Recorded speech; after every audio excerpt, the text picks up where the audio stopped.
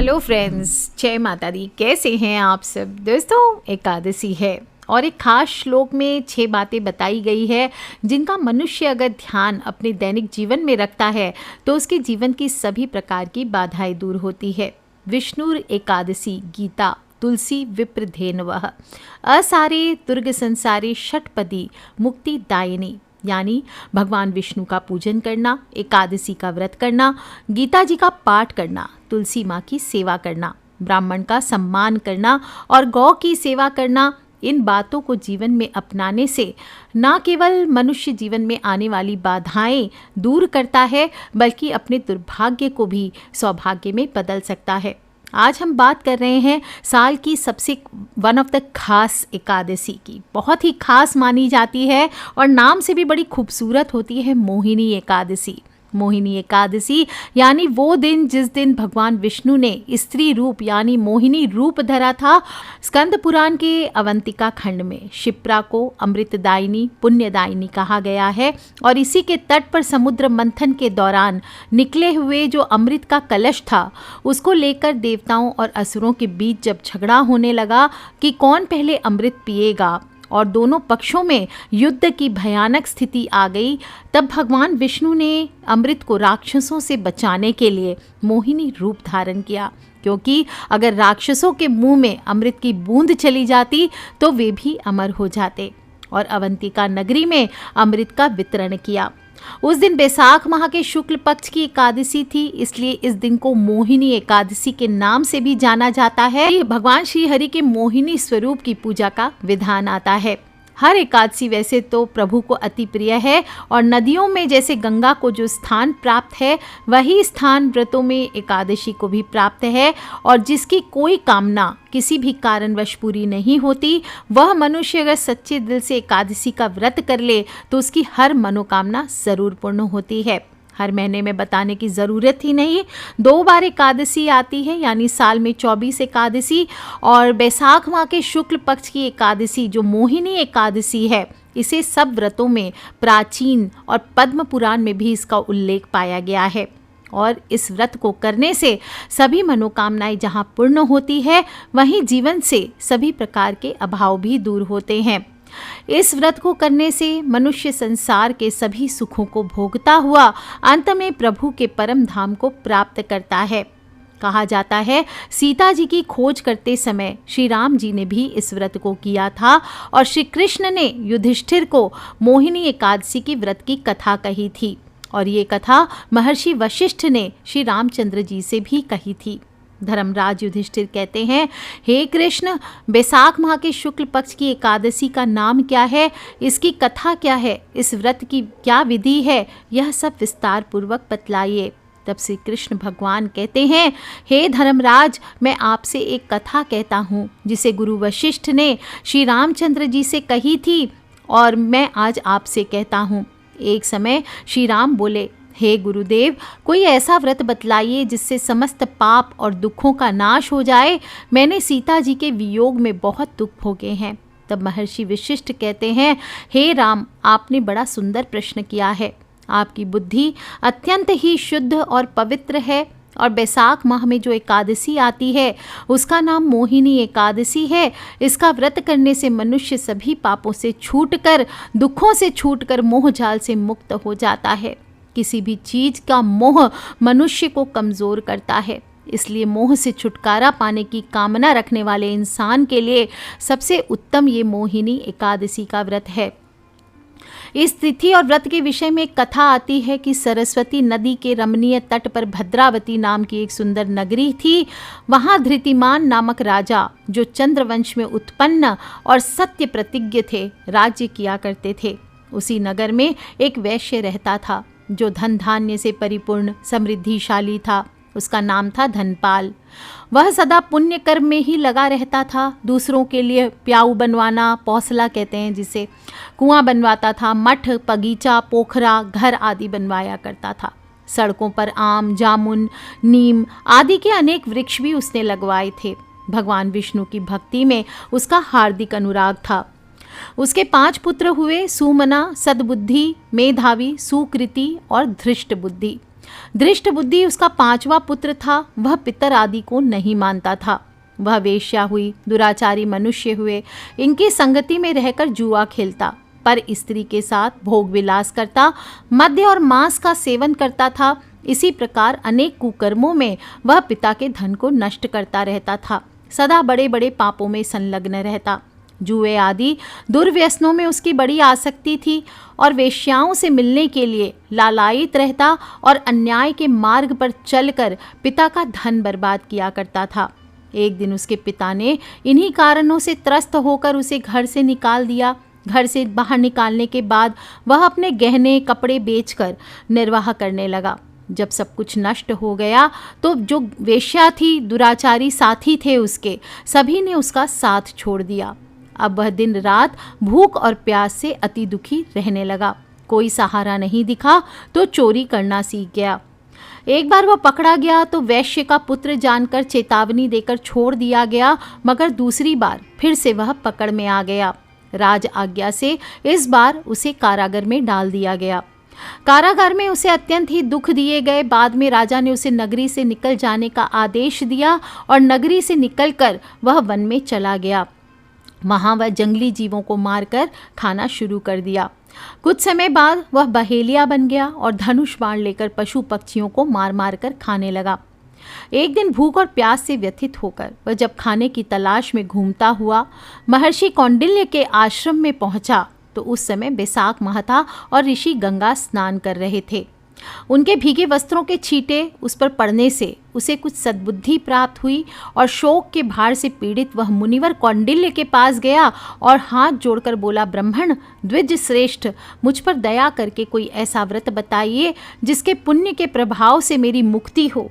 तब कौंडिन्य ऋषि बोले, बैसाख माह के शुक्ल पक्ष में मोहिनी नाम की प्रसिद्ध एकादशी आएगी, तुम उसका व्रत करो और मोहिनी का उपवास करने पर प्राणियों के अनेक जन्मों के किए हुए मेरु पर्वत जैसे महापाप भी नष्ट हो जाते हैं। मुनि का यह वचन सुनकर धृष्ट बुद्धि का चित्त प्रसन्न हो गया। उसने कौंडिन्य के उपदेश से विधि पूर्वक मोहिनी एकादशी का व्रत किया और इस व्रत के करने से वह निष्पाप हो गया। दिव्य देह को धारण कर गरुड़ पर आरूढ़ होकर सब प्रकार के उपद्रवों से रहित श्री विष्णु धाम को चला गया। हे राम, इस प्रकार इस व्रत के प्रभाव से उसके सब पाप नष्ट हो गए और अंत में वह गरुड़ पर बैठकर विष्णु लोक को गया। इस व्रत से मोह आदि सब नष्ट हो जाते हैं और संसार में इस व्रत से श्रेष्ठ कोई व्रत नहीं है। सबसे उत्तम व्रत इसे जानना चाहिए। इसके महात्म्य को पढ़ने से, सुनने से, सुनाने मात्र से 1000 गौदान के बराबर फलों की प्राप्ति होती है। और इस साल ये खास तिथि आपको बता दूं, बैसाख माह के शुक्ल पक्ष की एकादशी तिथि का प्रारंभ 11 मई यानी कि दिन बुधवार को शाम को 7:31 से शुरू हो चुका है और ये तिथि 12 मई को शाम को 6:52 तक रहने वाली है। ऐसे में उदय तिथि के आधार पर मोहिनी एकादशी का व्रत 12 मई गुरुवार को रखा जाएगा और गुरुवार का दिन है तो अपने आप में विष्णु भगवान की पूजन के लिए सर्वश्रेष्ठ दिन है। और मोहिनी एकादशी पर गुरुवार के दिन का संयोग होना अपने आप में ही अद्भुत होता है। और इस दिन साथ रवि योग भी है, सुबह 5:32 से शाम को 7:30 तक। ऐसे में आप मोहिनी एकादशी के व्रत की पूजा दिन में कभी भी कर सकते हैं। आपको जो भी नियम का पालन है दशमी की रात्रि से ही करना चाहिए। इस रात्रि में आपको सात्विक भोजन करना चाहिए और ब्रह्मचर्य का पूर्ण रूप से पालन करते हुए ओम नमो भगवते वासुदेवाय, ओम नमो भगवते वासुदेवाय ऐसा जप करते हुए आपको शयन करना चाहिए। अगले दिन सुबह एकादशी के दिन जल्दी उठें, हथेलियों के दर्शन करें, धरती माँ को प्रणाम करें, वॉशरूम वगैरह जाएं, ब्रश वगैरह करें। इस दिन कहा जाता है दातुन तोड़ने नहीं चाहिए, दातुन नहीं करना चाहिए, कुल्ला करना चाहिए। पर आजकल लोग ब्रश का उपयोग करते हैं तो कर सकते हैं, फिर भी ट्राई करें कि उंगलियों से मंजन करें इस दिन, ये अच्छा रहता है। और फ्रेश होने के बाद आप मुख्य द्वार पर जाएं, मुख्य द्वार की साफ सफाई करें, मुख्य द्वार पर हल्दी के जल का छिड़काव करें। तोरण लगा सकते हैं पीपल के पत्तों का, आम के पत्तों का, अशोक के पत्तों का, या जो भी तोरण हो वो लगाइए। रंगोली आदि से द्वार सजाने चाहिए और फिर इस दिन स्नान करें। तीर्थों में स्नान करना तो सर्वश्रेष्ठ होता ही है और कुशा और मिट्टी लेकर के स्नान करनी चाहिए। नहीं हो तो घर में ही तुलसी के पत्ते डाल करके स्नान करें। और ऐसा कहा जाता है कि तुलसी के पत्तों से स्नान करना तीर्थों में स्नान कर पवित्र होने जैसा है, और जो भी व्यक्ति ऐसा करता है वह सभी यज्ञों में बैठने का अधिकारी हो जाता है। और संभव हो तो पवित्र नदी या सरोवर में स्नान कीजिए। अगर तुलसी के पत्ते नहीं हैं तो आप हल्दी, एक चुटकी हल्दी डाल करके भी स्नान कर सकते हैं। और कुश और तिल का लेप आपको इस दिन प्रयोग करना चाहिए। नहाते समय भगवान नारायण का ध्यान करें, मन ही मन श्री हरि शरणम मम, श्री हरि शरणम मम करते रहें। और इसके बाद स्नान आदि करके आपको पीले वस्त्र धारण करना चाहिए। ध्यान रखना चाहिए विष्णु भगवान भी पीतांबरधारी हैं, इसलिए कहा जाता है एकादशी पर स्वयं भी पीले या हल्के रंग के वस्त्र धारण करें, नीले काले वस्त्र ना धारण करें। और फिर घर के ईशान कोण में एक पीला वस्त्र बिछाकर या लाल वस्त्र बिछा करके आपके पास भगवान विष्णु की या जो भी उनके कोई भी स्वरूप की मूर्ति हो, कृष्ण भगवान की, राम जी की, या फिर आप उस दिन उनको मोहिनी रूप से साड़ी पहना करके विष्णु भगवान की सेवा करें। और इस प्रकार से इस दिन आप भगवान विष्णु को स्थापित करें। और कहा जाता है आज के दिन पीतल के कलश में जल और पीपल के 11 पत्ते रख करके श्री भगवान विष्णु के व्रत का संकल्प करना चाहिए। इसके बाद आप मोहिनी स्वरूप का ध्यान करके भगवान विष्णु का पूजन करें। दक्षिणावर्ती शंख हर बार एकादशी पे बताती हूँ, अगर आपके पास दक्षिणावर्ती शंख है तो उसमें जल भर करके या पंचामृत भर करके आपको अभिषेक करना चाहिए। विष्णु भगवान का अभिषेक करिए, लक्ष्मी माँ के साथ में आप अभिषेक कर सकते हैं, पूजन कर सकते हैं। और फिर शुद्ध जल से आप स्नान करा के अष्टगंध से स्नान कराइए, अष्टगंध के बाद भी शुद्ध जल से स्नान कराइए। इसके बाद में उन्हें भी पीतांबरधारी हैं तो पीले वस्त्र धारण कराएं, जनेऊ धारण कराएं, चंदन का तिलक करें, केसरिया चंदन चढ़ाएं। भगवान को चावल नहीं चढ़ाए जाते, तो जो तिल होते हैं सफ़ेद वाले, उससे तिलक में चावल के प्रकार उसको चढ़ाना चाहिए। और इसके बाद पीले फूलों से भगवान का श्रृंगार करें। विशेष रूप से इस जो व्रत होता है इसमें सूर्यमुखी का श्रृंगार आता है, तो सूरजमुखी के फूल हैं तो वो चढ़ाइए, 4 फूल चढ़ाने चाहिए विशेष मनोकामना हो तो। और बाद में वो 4 फूल आप चाहें तो पूजा के बाद अपने पास संभाल के रखिए, देखिए आपके समय में बहुत बदलाव आएगा। और इसके बाद तुलसी पत्र ज़रूर चढ़ाएं। तुलसी पत्र कैसे चढ़ाया जाता है? भगवान के मस्तक पर चढ़ाना चाहिए, चरणों में नहीं चढ़ाई जाती तुलसी। इसके बाद गाय के घी में हल्दी मिला करके दीपक जलाएं। चंदन का धूप हो, चंदन का धूप करें। आपके पास जो भी हत्ता जोड़ी या सियार सिंगी आदि जो भी लक्ष्मी कारक वस्तुएं हैं उनका पूजन करें। उसमें एक चुटकी सिंदूर चढ़ाइए और 11 केले का भोग रखना चाहिए। और फिर वहीं बैठ करके ओम मोहिनी रूप धारिणे नमः, क्या बोलेंगे? ओम मोहिनी रूप धारिणे नमः। इस मंत्र की 108 मंत्रों की आप चंदन की माला हुई, तुलसी की माला हुई, इससे आपको जप करना चाहिए। ध्यान रहे एकादशी की पूजा करते समय भगवान विष्णु को तुलसी के पत्ते ज़रूर चढ़ाने चाहिए, इसके बिना पूजा संपन्न नहीं होती है। और इसके बाद आपको एकादशी व्रत की जो मैंने कथा आपको पहले सुनाई है वो आपको सुनना और सुनाना चाहिए। फिर आरती करें। आरती के बाद हाथ जोड़ करके भगवान से भूल चूक की क्षमा याचना करें। अपने परिवार में सुख शांति बनाए रखने की प्रार्थना करें। आपके जीवन में आ रही बाधाओं को हटाने की प्रार्थना करें। जो भी मुश्किलें आ रही है उनको आसान करने की प्रार्थना करें। पूरे दिन आप फलाहार पे रहना चाहिए, हो सके तो व्रत रखें, फलाहार का व्रत रखें, और नहीं तो एक समय सात्विक भोजन भी कर सकते हैं। और अगले दिन पूजा स्नान आदि करने के बाद दान दक्षिणा देकर किसी ब्राह्मण को आप दे करके सब कुछ, इसके बाद ही व्रत का पारण करना चाहिए। इस दिन शाम को आपको तुलसी पूजन अवश्य करना चाहिए, लेकिन तुलसी इस दिन तोड़ी नहीं जाती। तुलसी के उपाय बहुत किए जाते हैं। आज के दिन अगर आपके घर पे तुलसी नहीं है तो आपको तुलसी का पौधा लेकर के आना चाहिए। उसको टच नहीं करना है, दीपक जला सकते हैं शाम को, लेकिन उसको छूना नहीं है, उसमें जल नहीं देना है, तुलसी के पत्ते तोड़ने नहीं हैं। तुलसी के गमले में जो गिरे हुए पत्ते उनको उठाकर आप प्रयोग में ले सकते हैं। और इस पौधे को आपको उत्तर उत्तर पूरब या पूरब दिशा में रखना चाहिए। ये लगाना घर में सकारात्मक ऊर्जा को पैदा करता है। अगर आपके घर पे वास्तु दोष है तो भी तुलसी का पौधा दूर रखता है, लेकिन ध्यान रखना है दक्षिण दिशा में तुलसी का पौधा नहीं लगाना चाहिए, नहीं तो ये फायदे के बजाय नुकसान देने लगता है। और तुलसी के सामने इस दिन शाम को दीपक जला करके आपको 108 मंत्र का जप करिए। ओम नमो भगवते वासुदेवाय या कोई लक्ष्मी मंत्र ले लीजिए, तुलसी नामाष्टक का पाठ कर सकते हैं और तुलसी की 11 परिक्रमा करनी चाहिए। इस दिन आपको विष्णु सहस्त्र नाम का भी पाठ करना चाहिए। और पूजा करने के बाद जो 11 केले आपने चढ़ाए थे वो या तो आप किसी गऊ को खिला दें या फिर गरीब बच्चों में आपको बांट देना चाहिए।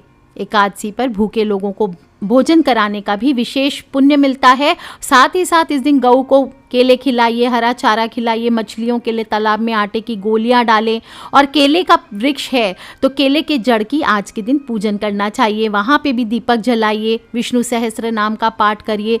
विशेष रूप से इस उपाय से अगर आपकी शादी में समस्याएं आ रही है, शादी विवाह नहीं हो रहे हैं या हो गए हैं तो पति पत्नी में डिवोर्स तक की नौबत आ गई है या मैरिड लाइफ में और दूसरी प्रॉब्लम्स है, तो ये सभी इससे दूर होते हैं।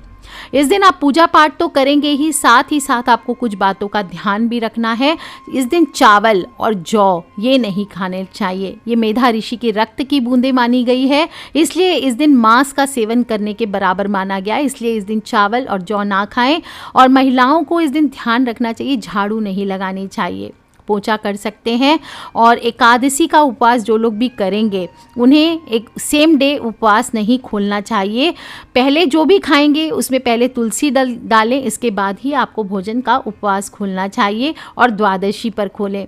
इस दिन लड़कियों को हेयर वॉश नहीं करना चाहिए। जो विमेन है उनको हेयर वॉश ना करें, बाल ना कटवाएं, नाखून नहीं काटें, दाढ़ी ना बनवाएं। जो पुरुष है वो शेव ना करें। किसी भी व्रत में ऐसा करना वर्जित माना गया और एकादशी पर ऐसा करने से कहा जाता है धन की हानि होती है। भगवान विष्णु अप्रसन्न होते हैं और विशेष रूप से इस दिन कपड़े धोने, बाल धोने, इनकी भी धोने की मनाही होती है। जो भी महिलाएं व्रत कर रही है उन्हें ट्राई करना चाहिए इस दिन शरीर पर साबुन का इस्तेमाल ना करें। फिर भी नहीं मानते हैं तो कोई बात नहीं, आपको जैसे स्नान करना है कीजिए। और क्रोध हो, चुगली हो, बुराई हो, चोरी हो, जुआ खेलना हो, पराई स्त्री, पराई पुरुष का गमन करना आदि व्यभिचार आदि से दूर रहना चाहिए। इस व्रत में पति पत्नी को भी चाहिए कि भगवान के भजन कीर्तन करते हुए समय को व्यतीत करें। ब्रह्मचर्य का पालन करते हुए पूर्ण सात्विकता से इस व्रत को निभाना चाहिए। और मोहिनी रूप में देवताओं को भगवान विष्णु ने अमृत पान करवाया था, तो एक आम इंसान के लिए मोहजाल और सभी प्रकार के पापों और पातकों से छुटकारा पाने का व्रत है। इसके नियमों का पालन करके आप भी अगर इस व्रत को करते हैं तो अमृत पान से बराबर ही होता है। इस व्रत को करने से मनुष्य को समाज हो, परिवार हो, देश हो प्रतिष्ठा मिलती है, उसकी ख्याति चारों तरफ फैलती है, मोह माया के बंधनों से मुक्ति करती है और समस्त पापों का नाश करती है।